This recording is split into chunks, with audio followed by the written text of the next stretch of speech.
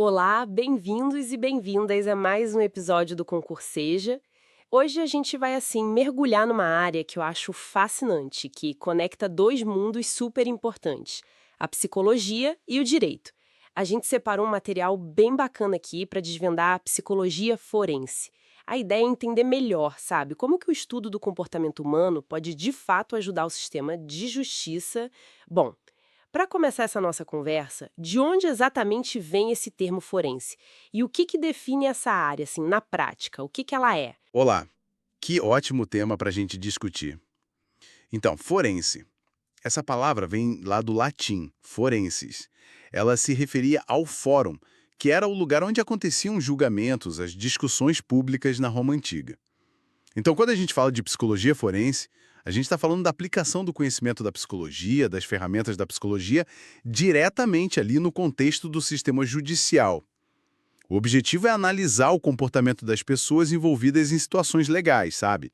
Tipo, a gente avalia questões como sanidade mental, a motivação por trás de um ato, o risco que alguém pode apresentar, tudo isso para tentar subsidiar decisões mais justas, mais informadas. Ah, entendi. Então não é a mesma coisa que a psicologia clínica, aquela do consultório, né? Exato, exato. É uma diferença crucial.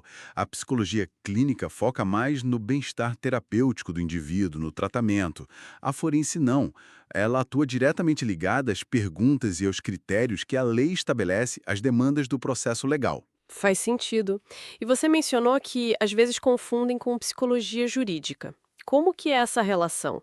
São sinônimos ou tem diferença? Olha, essa é uma dúvida bem comum e é importante esclarecer. Muitas vezes usam como sinônimos, sim, mas tecnicamente existe uma diferença, pelo menos conceitual para muitos autores. A psicologia jurídica seria, assim, um campo mais guarda-chuva, mais amplo, sabe? Ela englobaria todas as interfaces possíveis entre psicologia e direito, qualquer ponto de contato.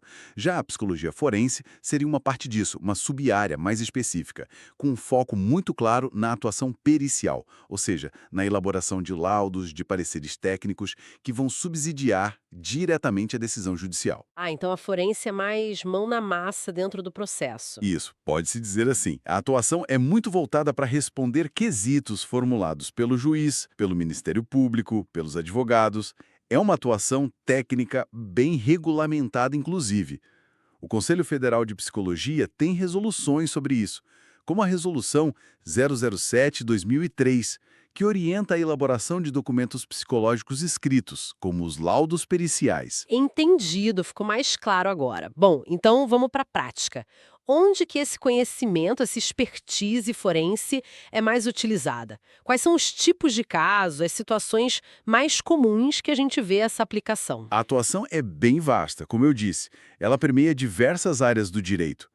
Mas se a gente for destacar algumas principais, bom, no âmbito criminal, uma das mais conhecidas é a avaliação da imputabilidade penal. Imputabilidade, explica um pouquinho melhor. Claro, é analisar se a pessoa, lá no momento em que cometeu o crime, tinha capacidade de entender que aquilo que ela fazia era errado, ou se ela tinha capacidade de controlar as próprias ações de acordo com esse entendimento.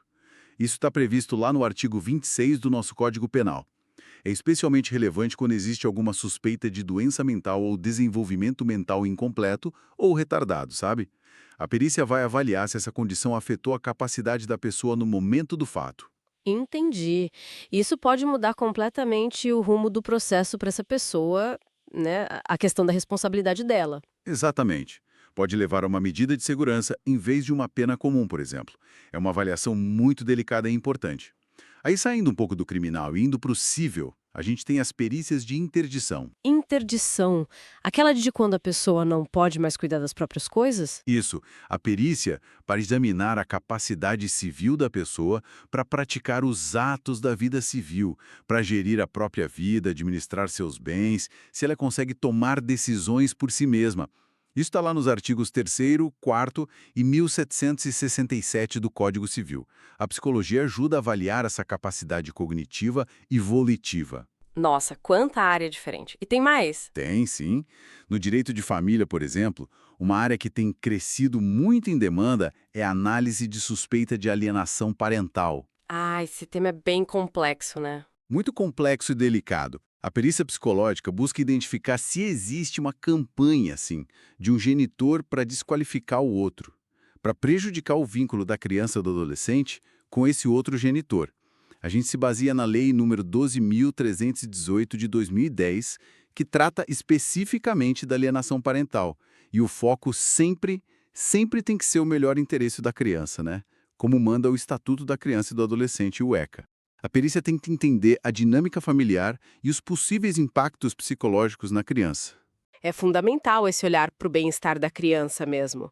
E fora essas áreas, criminal, civil, família, onde mais a psicologia forense entra? Bom, a gente também tem a avaliação de dano psíquico. Isso aparece bastante em processos cíveis, por exemplo, em casos de assédio moral no trabalho, assédio sexual, acidentes, situações de violência. A perícia vai verificar se a situação vivida pela pessoa causou um prejuízo à saúde mental dela, um sofrimento psíquico que possa ser indenizado. Entendi. Quantificar um dano que não é físico, mas é real. Exatamente. E tem também a análise de risco, que é muito importante na área da execução penal. A Lei de Execução Penal, a Lei número 7.210 de 1984, prevê exames para avaliar, por exemplo, a possibilidade de progressão de regime prisional ou para concessão de livramento condicional. Nesses casos, o psicólogo pode ser chamado a avaliar fatores relacionados ao risco de reincidência, a adaptação da pessoa ao regime, entre outros aspectos psicossociais relevantes para a decisão do juiz da execução. Nossa, é um campo de atuação imenso mesmo. E aí surge a pergunta, né? Como que essas avaliações são feitas? Porque a gente está falando da mente humana, algo super complexo, subjetivo. Como garantir um mínimo de objetividade para que isso possa, de fato, auxiliar uma decisão judicial que precisa ser fundamentada? Quais são as ferramentas usadas? Essa é a questão central, né? O rigor metodológico é absolutamente fundamental. A gente não pode basear uma avaliação dessas em achismo ou impressões subjetivas soltas. Existe toda uma ciência por trás. O que a gente faz é utilizar um conjunto articulado de técnicas, não é uma coisa só. A gente combina diferentes fontes de informação para ter uma visão mais completa e consistente. E que técnicas seriam essas? Bom, primeiro tem as entrevistas psicológicas forenses. Elas geralmente são semi-estruturadas, ou seja, a gente tem um roteiro básico de temas para abordar, relacionados à demanda judicial, mas com flexibilidade para aprofundar pontos importantes que surgem na fala da pessoa. A escuta é muito qualificada. Depois, a análise de documentos é crucial. A gente examina todo o processo judicial, claro, mas também outros documentos relevantes, como prontuários, médicos, psicológicos, escolares, relatórios anteriores, tudo que possa trazer informações sobre a história de vida da pessoa, o funcionamento dela. Entendi. Cruzar informações de várias fontes. Exato.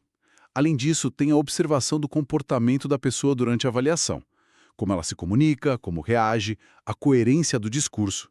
E, claro, os testes psicológicos. Ah, os testes. Sempre ouvi falar deles. São tipo aqueles de revista?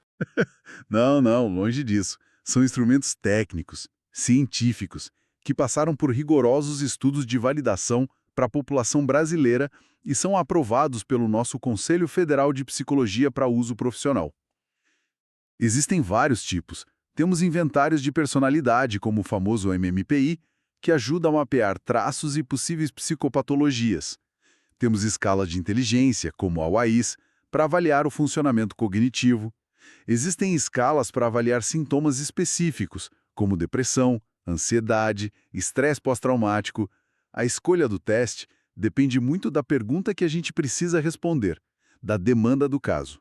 Entendi. Então não é aplicar qualquer teste, tem que ter um propósito claro e usar instrumentos validados. E aí junta tudo isso, entrevista, documento, observação, teste. Precisamente. É o que a gente chama de triangulação de dados. A gente busca a convergência das informações obtidas por diferentes métodos. Isso aumenta a confiabilidade da avaliação e ajuda a reduzir possíveis vieses, tanto do avaliador quanto do avaliado. E tudo isso tem que ser feito com uma postura ética irrepreensível. Imparcialidade é a palavra-chave. O psicólogo forense não está ali para defender nenhuma das partes. Ele é um auxiliar da justiça. tem que respeitar os direitos humanos da pessoa avaliada, seguir o nosso Código de Ética Profissional e as resoluções específicas do CFP, como a número 008 de 2010, que trata da elaboração de documentos psicológicos. E o resultado final é o laudo, né? E isso, o laudo psicológico ou o parecer técnico. É um documento escrito, fundamentado, que apresenta as conclusões da avaliação de forma clara e objetiva, respondendo aos quesitos que foram feitos. E esse laudo amarra a decisão do juiz? Ele tem que seguir o que o psicólogo diz? Não, e esse é um ponto muito importante. O laudo psicológico é uma prova técnica, uma opinião especializada, mas ele não vincula o juiz. O juiz tem o que a gente chama de princípio da livre apreciação da prova, ou persuasão racional. Ele vai analisar o laudo junto com todas as outras provas do processo, testemunhas, documentos, outras perícias se houver, e formar a sua convicção. O laudo é um subsídio importantíssimo, mas a decisão final é do magistrado. Está previsto no Código de Processo Civil, lá no artigo 371. Entendi. O psicólogo informa, mas quem decide é o juiz com base em tudo. Faz todo sentido. Agora, tem uma coisa que me deixa curiosa. A gente está falando de leis, de responsabilidade, de atos. Parece tudo muito focado no consciente, naquilo que a pessoa fez sabendo. Mas e a psicologia, especialmente a psicanálise com Freud, fala tanto do inconsciente, né? De desejos, traumas, impulsos que a gente nem controla direito. Como que essa ideia do inconsciente entra nessa equação jurídica tão focada na consciência? Essa é uma das áreas mais fascinantes e, ao mesmo tempo, mais complexas dessa interface. É justamente aí que mora uma tensão muito produtiva, eu diria. Porque a própria ideia de que existem forças inconscientes, desejos reprimidos, traumas não elaborados, mecanismos de defesa, impulsos que escapam ao controle racional, desafia aquela noção mais simplista de que toda a ação humana é puramente intencional e calculada. Tipo, a pessoa fez algo sem pensar no impulso. Exato. Atos falhos. Aqueles pequenos erros ou esquecimentos que revelam algo escondido, lapsos de linguagem. Ou até mesmo crimes passionais, atos cometidos num estado de intensa emoção, que podem ter raízes nessas dinâmicas inconscientes, em conflitos internos profundos que a pessoa talvez nem reconheça claramente. Mas aí como fica pro direito? Porque, geralmente, para culpar alguém criminalmente, precisa ter o dolo, a intenção, ou pelo menos a culpa, a negligência. Precisa de um elemento de consciência, né? Sim, a regra geral no direito penal, por exemplo, é a necessidade de consciência e vontade para que haja responsabilidade. A teoria do crime exige conduta, tipicidade, ilicitude e culpabilidade. E na culpabilidade, a gente analisa justamente a capacidade da pessoa de entender o caráter ilícito do fato e de se determinar de acordo com esse entendimento. Contudo, o próprio direito não é cego a essa complexidade. Ele admite exceções importantes, situações em que reconhece que essa capacidade de autodeterminação pode estar comprometida. Como no caso da doença mental que a gente falou antes. Exatamente. A doença mental, que pode levar à inimputabilidade, artigo 26 do CP, é o exemplo mais clássico. Mas há outras situações, como a emoção e a paixão, que, embora não excluam a imputabilidade por si sós, podem influenciar na análise da pena, por exemplo, como causas de diminuição, artigo 65, 3i, c do CP Violenta Emoção. O que a psicologia forense faz nesse contexto é justamente ajudar a complexificar essa análise. Ela não vai dizer foi o inconsciente, porque o direito opera com categorias diferentes, mas ela pode oferecer hipóteses, com base na avaliação da estrutura psíquica da pessoa sobre as condições subjetivas que estavam presentes no momento do ato. Pode ajudar a entender melhor a dinâmica por trás de uma confissão, a motivação real de um crime, a presença ou não de um sofrimento psíquico intenso, e isso pode ser muito relevante para que o juiz compreenda melhor o grau de dolo ou culpa, ou mesmo as circunstâncias do fato. Então, mesmo que o direito não use o termo inconsciente diretamente na lei, a compreensão que a psicologia traz sobre ele pode influenciar a forma como o juiz interpreta os fatos e a responsabilidade. Pode sim. A psicologia ajuda a trazer nuances, a mostrar que o comportamento humano é multifatorial, que nem tudo se explica apenas pela razão ou pela intenção consciente. Já tivemos decisões importantes, inclusive em tribunais superiores como o STJ, que reconheceram a relevância da análise psicológica para compreender melhor o contexto subjetivo de determinados crimes ou situações legais. É um diálogo constante e em construção. Que interessante essa perspectiva. Bom, então, se a gente fosse resumir um pouco essa nossa conversa tão rica, parece que a psicologia forense funciona mesmo como uma ponte, né? Trazendo uma compreensão mais profunda, mais completa do ser humano para dentro de um sistema de justiça que, por natureza, precisa ser mais objetivo e formal. Exatamente, acho que ponte é uma ótima metáfora. A maior contribuição da psicologia forense, na minha visão, é justamente essa: humanizar as decisões judiciais.